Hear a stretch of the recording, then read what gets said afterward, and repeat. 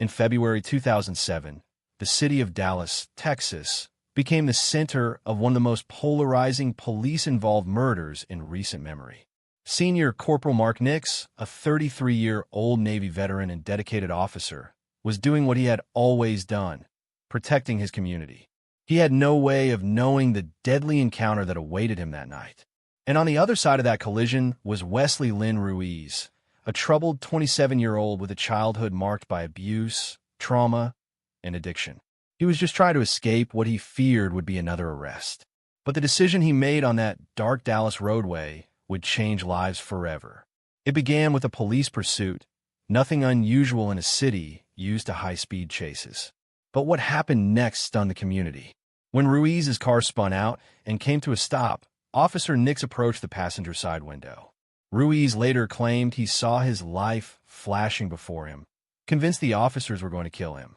Instead of surrendering, he raised a revolver and fired a single shot. That one bullet hit Officer Nix's badge, shattering it. Metal fragments blasted into his neck, severing an artery and killing him within minutes. A decorated officer lost his life not in a firefight, but in a tragic split-second decision that would spark years of courtroom battles, accusations of racial bias, and national debate about the death penalty. But perhaps the most unsettling part? Even as execution day approached, Ruiz insisted he acted out of fear, not malice. Supporters pointed to his childhood trauma, fetal alcohol exposure, mental health struggles, and a life shaped by instability. Prosecutors called it an excuse. The family of Mark Nix called it murder. After 15 years on Texas death row, after countless appeals and Supreme Court rejections, Ruiz finally took that last walk to the Huntsville death chamber. He was given the same standard meal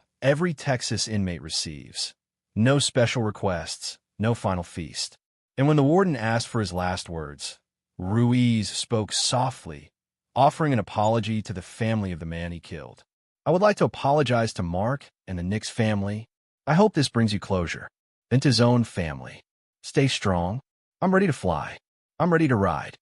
It was the end of a story marked by tragedy on both sides. An officer whose life was dedicated to service, and a man whose life was shaped by pain, panic, and one irreversible choice. To understand how a split-second decision turned into a capital murder case, how racial bias claims challenged the justice system, and how one man faced his execution with a final message of remorse, we have to go back to the beginning. But first, hit subscribe and tap the notification bell, because this is a case that doesn't just haunt a city. It haunts an entire justice system. Senior Corporal Mark Nix was a 33-year-old man whose life was defined by service, discipline, and an unwavering commitment to protecting others, a dedication that began long before he ever donned a police uniform, as friends and family often recalled his natural instinct to care for those around him, whether it was guiding younger cousins through difficult times or standing up to bullies as a child. After serving honorably in the U.S. Navy,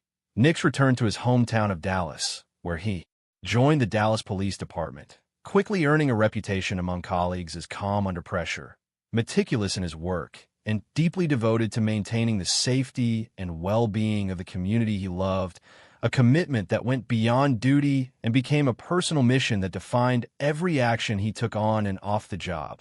Loved and respected by both his peers and his family, Nix was engaged to be married, looking forward to building a life filled with love, stability, and the joy of shared dreams. And to those closest to him, he was more than a law enforcement officer. He was a protector, a guide, and a steadfast presence in the lives of everyone who knew him. And his mother, reflecting on the loss that would soon shake the nation, described him simply as a protector since childhood, a phrase that captured the essence of a life lived in service, courage, and integrity, making the tragedy of his death not just a loss for law enforcement, but a heartbreak that rippled through his family, friends, and the entire Dallas community, leaving behind memories of a man whose dedication to others defined the very best of what it means to serve and to care. On the other side of this tragic story was Wesley Lynn Ruiz, a man born and raised in the heart of Dallas whose early years were marked not by stability or safety, but by a childhood shadowed by abuse, neglect, and exposure to circumstances that would shape his entire life. With Amnesty International and court records later describing the profound and lasting impact of both physical and emotional trauma, as well as the neurological impairments associated with fetal alcohol spectrum disorder, all of which contributed to a life plagued by anxiety, volatility, and difficulty managing everyday challenges. As he grew older, Ruiz struggled to find a foothold in a world that often felt hostile and unyielding, turning increasingly to drugs and substance abuse as a way to cope with the pain and chaos that followed him from his earliest days. And by the time he reached adulthood, he had accumulated a record that included previous offenses and an outstanding probation violation warrant, circumstances that would later intersect with the fatal events that ended Officer Mark Nix's life. According to family accounts and social records, Ruiz's existence was a constant struggle against internal and external pressures, a life of instability punctuated by desperate attempts to navigate the consequences of his choices. Yet, despite the violence and the crime that would define him in the eyes of the law, his story reveals a multidimensional individual shaped by trauma, fear, and circumstance, not to excuse his actions, but to provide context for understanding the human complexity behind a decision that would ultimately lead him to face the full weight of the Texas justice system.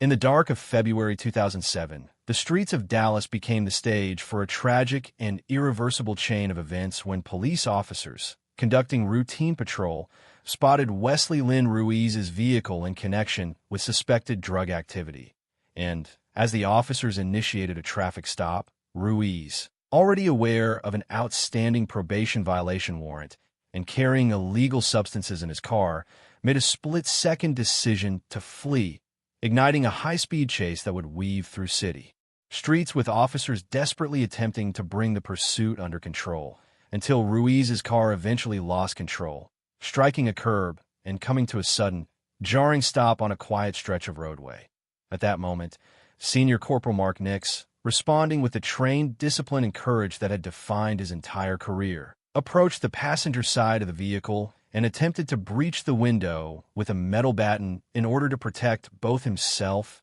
and the public, while Ruiz, gripped by fear and panic and convinced that his life was in imminent danger, drew a revolver and fired a single, fateful shot from within the car, sending a bullet through the side window with catastrophic consequences as the metal fragments from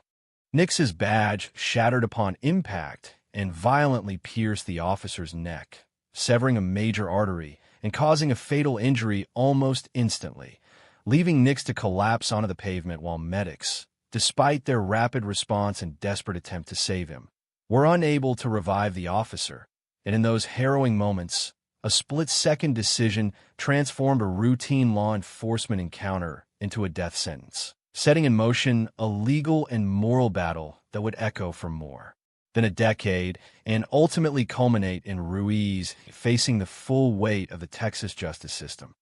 Immediately following the fatal shooting, law enforcement secured the scene, and Wesley Lynn Ruiz was arrested at the location of the crash, where investigators quickly recovered a revolver from the vehicle alongside a small quantity of methamphetamine, both of which would become central pieces of evidence in the prosecution's case. And, as detectives meticulously documented the crime scene through photographs, measurements, and detailed reports, the narrative of what had occurred began to take shape, revealing a violent encounter that resulted in the death of Senior Corporal Mark Nix, a respected officer whose life and service now became the focus of a city and nation in shock. Prosecutors would argue forcefully that Ruiz had deliberately targeted a law enforcement officer, asserting that his actions constituted capital murder given the officer's status and the circumstances of the shooting, emphasizing the reckless flight, the presence of illegal substances, and the fatal discharge of the weapon in a moment that could have, and did, take a life, while Ruiz and his defense attorneys countered with a story of panic and fear, insisting that Ruiz genuinely believed his life was in danger and that he acted in self-defense in response to what he perceived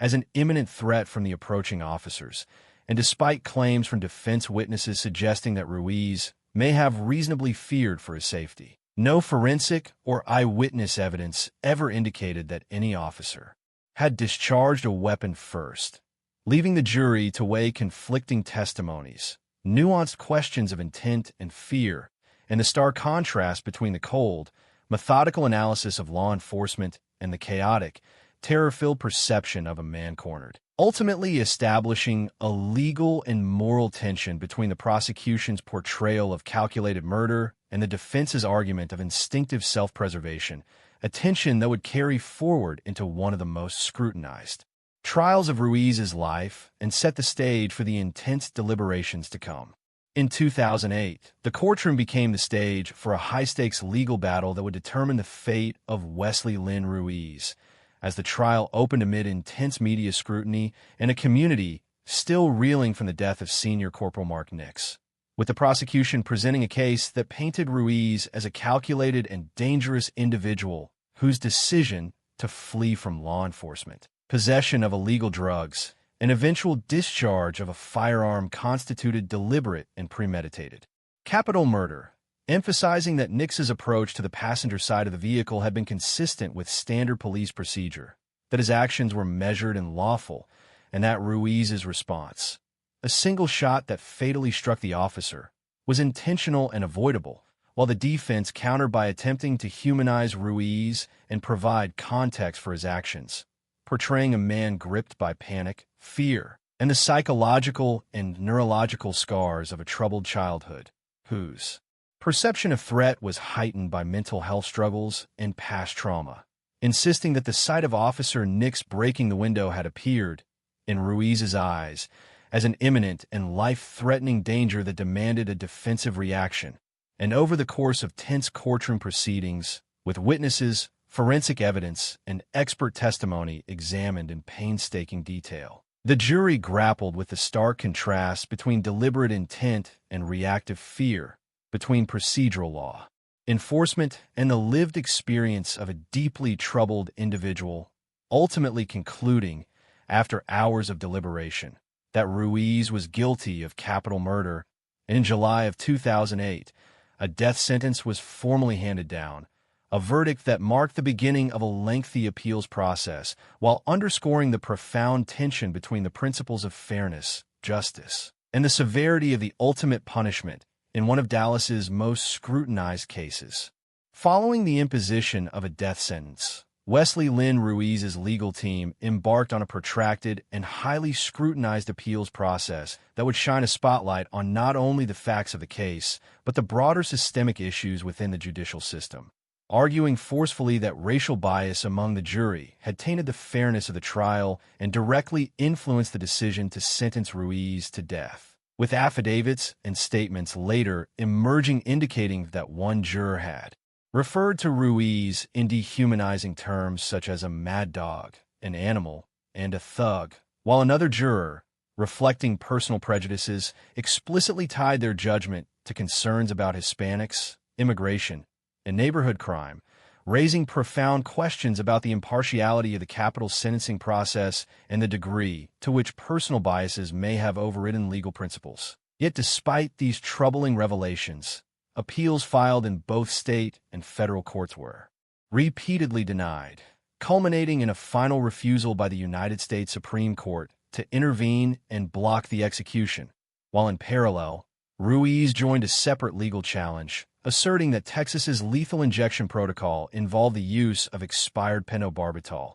arguing that this could constitute cruel and unusual punishment in violation of the Eighth Amendment, a claim that was also rejected by the courts, leaving Ruiz with no remaining legal avenues and underscoring the complex intersection of racial, procedural, and pharmaceutical controversies that not only shaped his final years on death row, but also highlighted enduring questions about fairness, equity, and accountability within the capital punishment system itself. After spending 15 long and grueling years confined within the stark walls of the Polunsky unit, Wesley Lynn Ruiz faced the final chapter of a life marked by trauma, fear, and incarceration, during which repeated mental health evaluations documented the profound effects of post-traumatic stress disorder and developmental impairments on his capacity to cope with both everyday life and the extraordinary pressures of death row,